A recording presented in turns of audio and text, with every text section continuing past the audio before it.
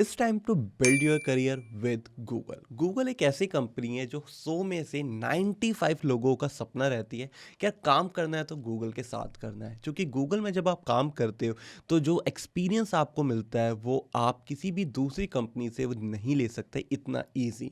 क्योंकि गूगल में आपको सबसे पहले तो बेनिफिट्स मिलते हैं, देन आफ्टर आपके ग्रोथ फैक्टर बहुत हाई रहता है, और जो आपका लर्निंग प्रोस्पेक्टिव होता है, करियर से रिलेटेड जो प्रोस्पेक्टिव होता है, वह एक्सट्रीमली हाई रहता है।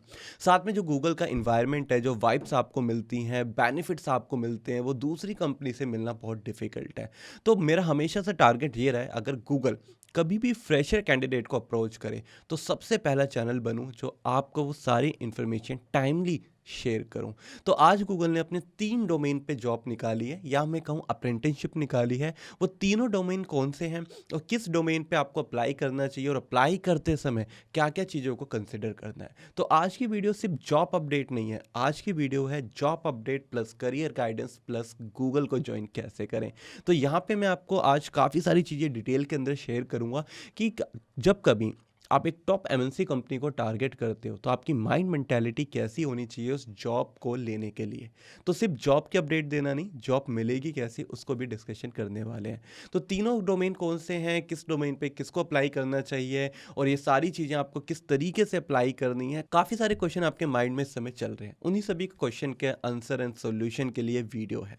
तो वीडियो थोड़ी सी लंबी रहेगी, बट आपको लास्ट तक देखना है, क्योंकि काफ़ी सारी चीज़ें जो आप में से पूछने वाले हो वो वीडियो के लास्ट तक आपके साथ में शेयर करूंगा। तो सबसे पहले वीडियो को लाइक करो, अपने फ्रेंड्स एंड फैमिली मेंबर के साथ शेयर करो, जिससे आप उनकी हेल्प कर सकें गूगल के अंदर जॉब लेने के लिए। तो चलिए वीडियो को स्टार्ट करते हैं। दोस्तों, हम यहाँ पे आ चुके हैं गूगल की ऑफिशियली वेबसाइट पे। तीनों डोमेन में आपके साथ सबसे पहले शेयर कर देता हूँ। पहला डोमेन है आपके डेटा एनालिस्ट। तो डेटा एनालिस्ट की अप्रेंटिसशिप अगर आप करना चाहते हो तो गूगल आपका वेलकम कर रहा है। सेकंड है आपका digital marketing, one of my favourite है। और अगर आप अप्रेंटिसशिप यहाँ पे करना चाहते हो तो अगेन गूगल आपका वेलकम करता है। लास्ट वन है आपकी प्रोजेक्ट मैनेजमेंट। तो तीनों डोमेन पे आपकी यहाँ पे अप्रेंटिसशिप निकली है। तो सबसे पहले यहाँ पे समझते हैं जॉब और अप्रेंटिसशिप में क्या डिफरेंस है, जिससे आप क्लियर कर पाओ कि यार अप्लाई करना है या नहीं करना। तो सबसे पहले यहाँ पे अप्रेंटिसशिप के और जॉब के अंदर डिफरेंस होता है, वो होता है ड्यूरेशन ऑफ टाइम। अप्रेंटिसशिप की एक लास्ट ड्यूरेशन फिक्स होती है, जैसे कि जो गूगल के अंदर यहाँ पे अप्रेंटिसशिप निकली है, इसकी जो लास्ट ड्यूरेशन है वो 24 मंथ्स है। मतलब जिस दिन आप ज्वाइन करोगे उसके 24 महीने बाद आपकी अप्रेंटिसशिप कंप्लीट हो जाएगी। गूगल आपको टाटा बाय बाय कर सकती है, मैं ये नहीं कह रहा कर ही देगी, कर सकती है। अच्छे एम्प्लॉय निकले, अच्छे से आपने काम किया तो आपको एक्स्ट्रा ऑफर वो दे सकती है। वो सेकेंडरी पार्ट, उसको बाद में डिस्कस करेंगे। और यहीं पे जॉब की कोई डेडलाइन नहीं होती। आपने ज्वाइन करा, या तो कंपनी आपको निकालेगी या आप खुद निकल जाओगे, पर ऐसे कोई यहाँ पे फिक्स डेडलाइन नहीं है। सेकेंडली, अप्रेंटिसशिप में क्या होता है, आपको काम भी करना है और सीखना भी है। तो यहाँ पे दोनों चीज़ें होती हैं, आप लर्निंग भी करोगे और साथ में अर्निंग भी करोगे। जॉब के अंदर मेजरली आप काम करते हो तो यहाँ पे अर्निंग अच्छी होती है। अप्रेंटिसशिप के अंदर आपको स्टाइफंड मिलता है, जिसका अमाउंट काफ़ी कम होता है। गूगल जैसी कंपनी है तो अच्छा खासा आपको स्टाइफंड मिल जाएगा, मैं एग्जैक्टली तो नहीं बता सकता, पर लास्ट अगर हम स्टैट वगैरह चेक करें तो यहाँ पे डेटा एनालिटिक्स में अप्रेंटिसशिप पे 28,000, 25,000, 32,000 तक मिला है। वहीं पे अगर आप कंपनी को ज्वाइन करोगे ऐसे गूगल, तो आपकी सैलरी मोर देन 1 लाख रहेगी। तो आप देख सकते हैं इसकी कितना ज़्यादा डिफरेंस है, ऑलमोस्ट 1/4 से ज़्यादा डिफरेंस है सैलरी के अंदर, स्टाइफंड के अंदर। तो ये मेजर डिफरेंस है। अब आप कहोगे सर जॉब बेटर है, मैं टोटली एग्री कर रहा हूँ, जॉब बेटर है, पर गूगल के अंदर अप्रेंटिसशिप उससे ज़्यादा बेटर है। तो पर्सनली रिकमेंडेशन है कि ना दाएं देखो ना बाएं देखो, अगर जॉब भी है और छोटी कंपनी में है तो अप्रेंटिसशिप कर लो गूगल की कंपनी में, क्योंकि आपको ज़्यादा बेनिफिट्स यहाँ पे मिलने वाले हैं। तो क्लियर हुआ what is the difference between job and apprenticeship. अभी यहाँ पे तीनों डोमेन को डिटेल में समझेंगे, और इस वीडियो में सिर्फ एक डोमेन में आपके साथ शेयर कर रहा हूँ। शाम को या नेक्स्ट डे आपके साथ में दूसरी वीडियो शेयर करूंगा, जिसमें मैं digital marketing and project management को भी डिटेल में एक्सप्लेन करूंगा। तो right now we will discuss data analytics की। डेटा एनालिटिक्स की जॉब को अप्लाई करने के लिए गूगल को कैसे टारगेट करना है, कैसे आपको इस पूरे के पूरे जेडी को समझना है, और किस तरीके से समझने के बाद आपको अपने सीवी के अंदर, अपने कवर लेटर के अंदर इम्प्लीमेंटेशन करनी है, एंड देन आफ्टर आपको अप्लाई करना है। तो चलिए यहाँ पे डेटा एनालिटिक्स को स्टार्ट कर रहे हैं तो एक एक्स्ट्रा लाइक जिन्होंने अभी तक नहीं करा तो प्लीज़ कर दीजिए, क्योंकि इस वीडियो का टारगेट रखा गया है 10,000 लाइक्स का। आपकी लाइक्स हमें मोटिवेट करती हैं चीज़ों को एक्सप्लेन करने में, आपको सारी अपॉर्चुनिटीज़ शेयर करने में। तो ऑफिशियली वेबसाइट पे हम आ चुके हैं। टॉप ऑफ द पार्ट आप देख सकते हैं, डेटा एनालिटिक्स अप्रेंटिसशिप मार्च और जून 2024 से स्टार्ट हो रही है। तो मार्च एंड जून में स्टार्ट है, पर अभी से आपको अप्लाई कर देना है, जो कि नंबर ऑफ एप्लीकेंट्स बहुत ज़्यादा आने वाले हैं। देन आफ्टर कंपनी आपकी गूगल है, डायरेक्टली है, कोई थर्ड पार्टी यहाँ पे नहीं है। उसके बाद लोकेशन बताई गई है जो कि मेजर मेट्रो सिटीज़ के अंदर निकली है।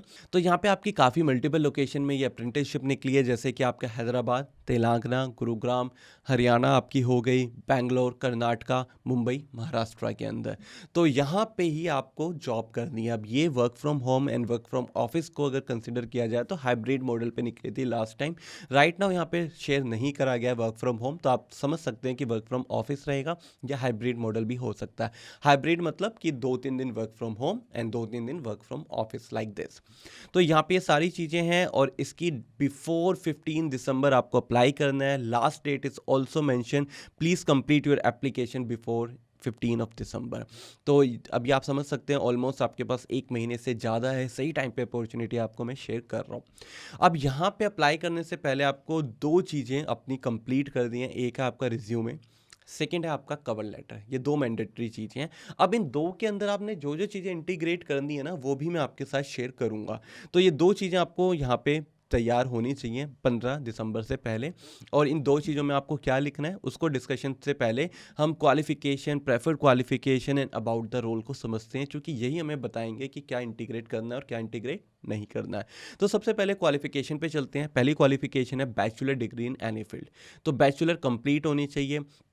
क्लियर हो गया। एनी फील्ड मतलब बीटेक, बीसीए, बीकॉम, कुछ भी आपने करा है। जो मैं हमेशा बोलता हूँ, डेटा एनालिटिक्स एक ऐसी प्रोफाइल है कि नॉन आईटी और आईटी दोनों ही अप्लाई कर सकते हैं अगर आपके पास स्किल्स हैं।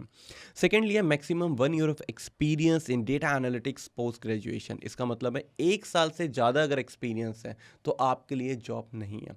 अब यहाँ पे फ्रेशर अप्लाई कर सकते हैं, बहुत क्लियरली है। Secondly if you have some experience 3 महीने 6 महीने तो भी आप अप्लाई कर सकते हो। आपने कोई इंटर्नशिप करी है तो भी आप इसके बाद ये इंटर्नशिप को कर सकते हो। Then after experience with the using Google workspace like Google Chrome, doc sheet and similar application. अब ये थर्ड पॉइंट को थोड़ा ध्यान से समझो कि ये कह रहा है कि जो गूगल के प्रोडक्ट होते हैं, गूगल डॉक होगा, आपका गूगल शीट हो गई, क्रोम हो गया, जीमेल हो गया, उसकी नॉलेज आपको होनी चाहिए। अगेन इसको नोट डाउन कर लो, क्योंकि ये थर्ड पॉइंट से एक चीज़ मुझे क्लियरली इंडिकेट हो रही है और आपको भी होनी चाहिए कि जो भी सीवी या रिज्यूमे आपने बनाया है उसके अंदर आपके स्किल्स के अंदर ये सब चीज़ें मेंशन होनी चाहिए। मैं पर्सनली अपने स्किल्स के अंदर लिखूंगा जाके कि मैंने गूगल डॉक पे काम किया है, मैंने गूगल शीट पे काम किया है, मैंने गूगल शीट्स पे बहुत सारी चीज़ें को इम्प्लीमेंटेशन करा है। अब यहाँ पे आप समझिए थोड़ा सा फैक्टर एडवांस एक्सेल का। एडवांस एक्सेल जो आप करते हो वो आपका माइक्रोसॉफ्ट का टूल है, और जो गूगल है वो अपनी डॉक पे काम करता है। बोथ आर सेम, ये रियलिटी है, बोथ आर सेम। सभी में, दोनों में वो सारी चीज़ें होती हैं जो आप करना चाहते हो। बट अब यहाँ पे एक्सेल को कंसिडर नहीं, डॉक को कंसिडर कर रहा है। तो मैं एक्सेल तो लिखा रहने दूंगा जिससे क्लियर हो जाए कि एक्सेल की नॉलेज है, पर डॉक जरूर लिखूंगा। अगर आप सोच रहे हो डॉक और एक्सेल सेम है या सिर्फ एक्सेल लिख के छोड़ देते हैं, गूगल डॉक नहीं लिखते, तो वो मिस्टेक हो जाएगी।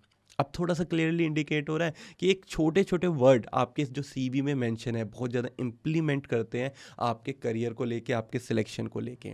देन आफ्टर आपका लास्ट जो है मिनिमम क्वालिफिकेशन का part, ability to communicate in English fluency.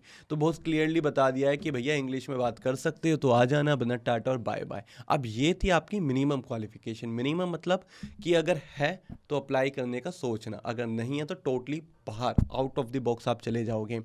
अब मिनिमम क्वालिफिकेशन का मतलब ये नहीं होता कि आपको जॉब मिल जाएगी। इसका मतलब होता है आप अप्लाई कर सकते हो और अगर नंबर ऑफ एप्लीकेंट्स कम हुए या हमें अच्छे कैंडिडेट नहीं मिल रहे तो आपका नंबर आ जाएगा। बट मिनिमम क्वालिफिकेशन से नहीं आता, ये एक और रियलिटी है। मिनिमम क्वालिफिकेशन से आपको सिर्फ तसल्ली मिलेगी मैंने अप्लाई करा है, पर जॉब नहीं मिलेगी। उसके लिए प्रेफर्ड क्वालिफिकेशन कैंडिडेट आपको बनना पड़ेगा। प्रेफर्ड क्वालिफिकेशन कैंडिडेट क्या बोलता है कि 10 लोग हैं अगेन एग्जांपल लेते हैं, 10 लोग हैं, अब मेरे पास 20 एप्लीकेंट्स आए हैं, 10 ने यहाँ पे प्रेफर्ड क्वालिफिकेशन को फुलफिल करा है और 10 ने से मिनिमम, तो मैं क्लियरली यहाँ पे जो प्रेफर्ड क्वालिफिकेशन 10 कैंडिडेट है उन्हीं को हायर करूंगा और मिनिमम क्वालिफिकेशन वाले को नहीं करूंगा। तो अगर रेस में आगे निकलना है तो प्रेफर्ड क्वालिफिकेशन को भी आपको समझना पड़ेगा, इंप्लीमेंट करना पड़ेगा। तो अगेन यहाँ पे प्रेफर्ड क्वालिफिकेशन पे चलते हैं, knowledge of the data analytics और interest in working with the number and pattern. तो क्लियरली क्या इंडिकेट हुआ, अगर आपने डेटा एनालिटिक्स का कोई कोर्स करा है, आपने डेटा एनालिटिक्स कहीं से भी सीखा है, तो वहाँ पे आपको जो स्किल्स सिखाए गए हैं वो सभी आपको मेंशन करने हैं। जैसे कि आपने डेटा एनालिटिक्स में क्या एसक्यूएल सीखा है, डीबीएमएस सीखा है, आपने पाइथन आर सीखी है, आपने विजुअलाइजेशन टूल टैबलो एनपी आरबीआई सीखे हैं, तो वो सब मेंशन करना, as well as mention your certification कि डेटा एनालिटिक्स का मैंने 6 मंथ सर्टिफिकेशन करा है XYZ किसी भी इंस्टीट्यूट से। अगेन आई टोल्ड यू, आपने किसी भी इंस्टीट्यूट से करा है वो मैटर नहीं करेगा, सिर्फ मैटर ये करेगा कितने स्किल्स आपको है। तो बस यहाँ पे एक लाइन आपको मिल जाएगी जिससे गूगल समझेगा कि हाँ यार कहीं से तो सीख के आया है, कितना सीखा है वो हम आगे देख लेंगे। तो आपको अपना सर्टिफिकेशन वाला पार्ट वहाँ पे मेंशन करना है, कब सीखा है, क्या क्या स्किल्स सीखे हैं वो सभी मेंशन करना CV रिज्यूमे के अंदर, ठीक है। Then after a basic understanding of SQL programming. तो SQL आपको अच्छे से आना चाहिए। अब SQL की जो कमांड्स होती है DDL TCL काफ़ी सारी कमांड्स होती हैं, तो वो भी आपको मेंशन करनी है और स्लाइटली एलैबोरेट कर देना है SQL को, क्योंकि प्रेफर्ड क्वालिफिकेशन की डिमांड करी गई है। Then after ability to navigate ambitious task, find suitable solution and seek help advice where appropriate. अब ये जो लाइन है थोड़ी सी आपको टिपिकल सी लग रही होगी, इस लाइन का सिंपल सा मतलब मैं आपको बता देता हूँ, जो आपको इम्प्लीमेंट करना है अपने CV अपने रिज्यूमे के अंदर, वो है आपका प्रोजेक्ट। ये लाइन क्लियरली इंडिकेट कर रही है मैं एक ऐसा पर्सन चाहिए जो सोल्यूशन पे काम करे, प्रॉब्लम का कोई सोल्यूशन निकाले। तो अगर आपने कोई भी प्रोजेक्ट करा है, कोई भी, पहली चीज़ है कोई भी प्रोजेक्ट करा है, मेंशन लिंक, मेंशन डिटेल। तो आपके कम से कम 2 प्रोजेक्ट आपको कंप्लीट करने हैं बिफोर अप्लाई दिस जॉब।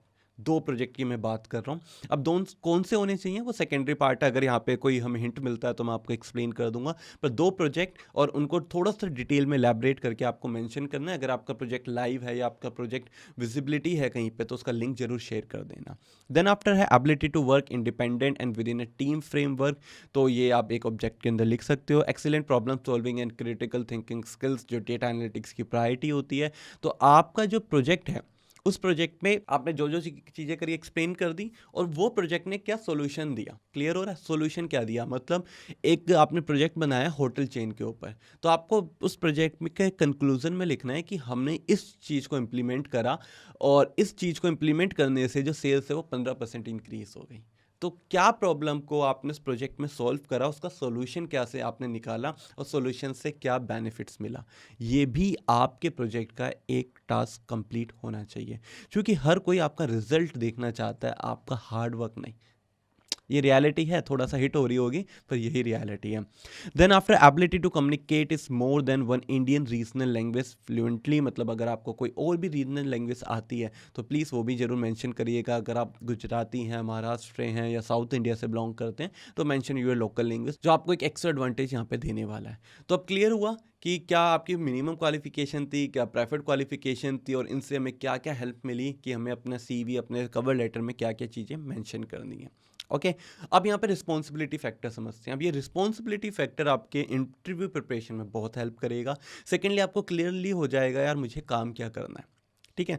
तो रिस्पॉन्सिबिलिटी में 4 पॉइंट हैं, चारों आपको अच्छे से रीड आउट करने हैं। आपके बिहाफ पे 1-2 रीड आउट करके मैं आपको एक्सप्लेन कर देता हूँ, डोंट वरी। पहला पॉइंट है एक्सेस करना है आपको, डेटा को एक्यूरेटली एंड आइडेंटिफाई करना है, क्रिएट करने हैं डॉक्यूमेंट्स को, नॉलेज को, sharing and the conduct customer analysing to uncover industry insight from the Google customer.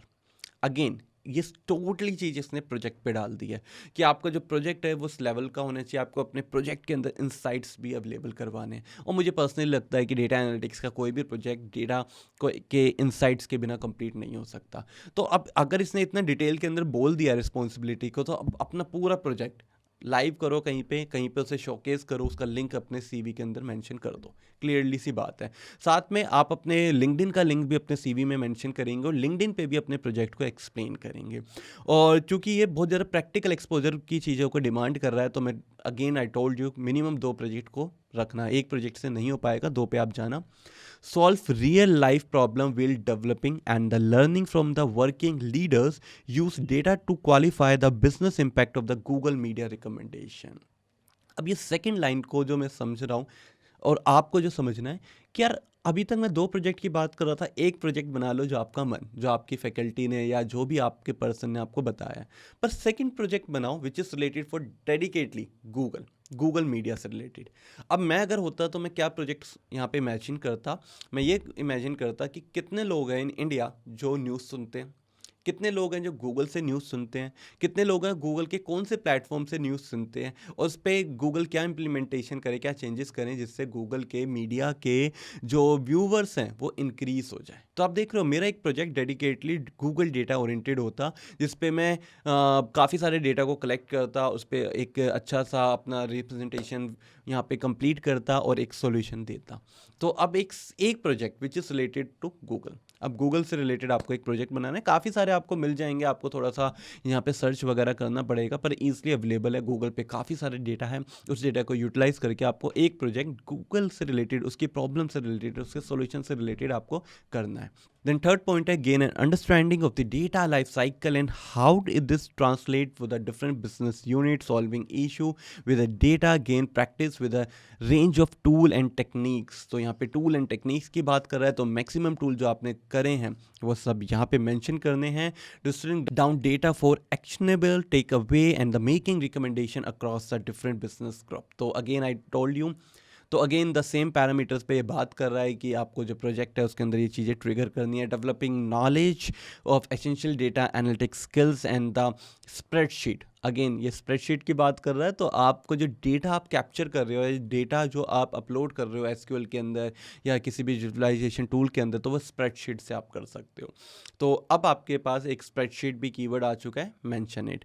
And programming language to organise and analyse data, तो प्रोग्रामिंग लैंग्वेज की भी बात कर रहा है। डेटा एनालिटिक्स के अंदर प्रोग्रामिंग लैंग्वेज जो यूज़ होती है वो है आपकी पाइथन, तो पाइथन भी आपकी मेंशन होनी चाहिए आपके सीवी के अंदर, और पाइथन का यूज़ भी होना चाहिए आपके जो भी प्रोजेक्ट आप यहाँ पे कर रहे हो। तो क्लियरली आपको पता चला कि आपको कैसे अपना सीवी एंड कवर लेटर आपको यहाँ पे बिल्डअप करना है टू अप्लाई दिस पार्ट। अब मैं काफ़ी देर से यहाँ पे एक कवर लेटर की बात कर रहा हूँ, तो यहाँ पे काफ़ी सारे लोग जानना चाहते होंगे कि कवर लेटर कैसे बिल्ड करना है, क्या कवर लेटर के अंदर मेंशन होना चाहिए। तो ये चीज़ ऑलरेडी गूगल ने यहीं पे एक ब्लू बॉक्स आप देख रहे हो मेंशन कर दी है। मैं थोड़ा सा यहाँ पे जूम कर देता हूँ कि ये जो डेडिकेटली कवर लेटर की बात कर रहा है, application must include both a resume and cover letter with their application, दोनों चीज़ें मेंशन होनी चाहिए। और clearly calling out year of graduation, कौन से ईयर में आपकी ग्रेजुएशन हुई है, तो जो रीसेंट ग्रेजुएट पर्सन है वो भी इस चीज़ को मेंशन जरूर करें। कवर लेटर शुड कंसाइज, मतलब बहुत छोटा होना चाहिए, मैक्सिमम 1 पेज और 300 वर्ड, और मुझे पर्सनली ये सही लगता है। कवर लेटर का मतलब ही यही होता है कि छोटे से टाइम पे एक एचआर आइडेंटिफाई कर पाए कि आपका सीवी, आपका रिज्यूमे ओपन करना है या नहीं करना, क्योंकि आपका जो सीवी और रिज्यूमे रहता है वो 2-2 3-3 पेजों का जाता है, जब आप यहाँ पे काफ़ी सारी चीज़ें इंटीग्रेट करते हैं which is related for project, which is related for your internship. But cover letter में ऐसा नहीं होता। कवर लेटर में 300 वर्ड है और आपको अब टारगेट करना है कंपनी को, तो 300 वर्ड में क्या लिखोगे, ये मेरा क्वेश्चन है आपसे। अब आप कहोगे सर आपकी वीडियो देख रहे हैं और आप भी हमसे क्वेश्चन कर रहे हैं तो डिफ़िकल्ट है, तो इसका आंसर भी मैं आपके साथ शेयर कर दूंगा, डोंट वरी। पर फिर भी मेरे साथ एक बार कमेंट सेक्शन में कनेक्ट करना और मुझे बताना कि आप कवर लेटर पे क्या लिखना पसंद करते हैं। बेसिकली कवर लेटर पे 2 चीज़ें टारगेट होती हैं। पहली है why should we hire you, बहुत सिंपल है, कंपनी आपको हायर क्यों करे। सेकेंड होती है tell me about yourself. इन 2 क्वेश्चन के कॉम्बिनेशन होता है आपका कवर लेटर। क्लियरली हो रहा है, और ये चीज़ें यहाँ पे मेंशन भी करी गई है जिसके अंदर बताया गया डिस्क्राइब करना है why they would like to join the programme. बहुत वही वाली बात आ गई कि why should be hire you, या आप इस प्रोग्राम को क्यों ज्वाइन करना चाहते हो। Then after they were are a good fit and how to feel to help the develop in their career, highlighted their career achievements. तो ये सब अगेन वही वाला पार्ट हो गया कि why should be hire you के अंदर आप यही तो बताओगे आपके अचीवमेंट्स क्या हैं, और अगर आपकी ये सब अचीवमेंट्स है तो कंपनी को क्या बेनिफिट्स मिलेगा। तो ये सब चीज़ें आपके एक कवर लेटर के अंदर मेंशन होनी चाहिए। तो अभी मैं, अगर आप चाहते हो कि एक डिटेल वीडियो बनाऊं कि आपको कवर लेटर कैसे बनाना चाहिए, कुछ सैम्पल कवर लेटर 8-10 आपके साथ शेयर करूं, तो मुझे कमेंट सेक्शन में ज़रूर कमेंट करिए। मोर देन 1000 कमेंट्स आने पे मैं आपके साथ एक वीडियो लेके आऊँगा, जहाँ पे डिटेल में डिस्कशन करेंगे एक अच्छा कवर लेटर कैसे बिल्ड कर सकते हैं और कवर लेटर के क्या क्या बेनिफिट्स हैं। तो फिलहाल अभी मुझे दीजिए इजाज़त, मैं आपसे मिलूंगा नेक्स्ट वीडियो के नेक्स्ट कंटेंट पे। और अप्लाई करने के लिए बिल्कुल आप टॉप पे देख सकते हैं, अप्लाई बटन है, जस्ट क्लिक करना है और यहाँ पे इस टाइप का इंटरफेस आपका ओपन होगा। एक प्रोफाइल आपको क्रिएट करनी है जो कि आपकी जीमेल आईडी से ही रहेगी, और आपको अपने सब चीज़ों को यहाँ पे अपलोड करना है। तो चलिए आप इसको जॉब को अप्लाई करिए। मैं आपसे मिलूंगा नेक्स्ट वीडियो के नेक्स्ट कंटेंट पे। Till then keep learning, keep growing and keep watching JVR।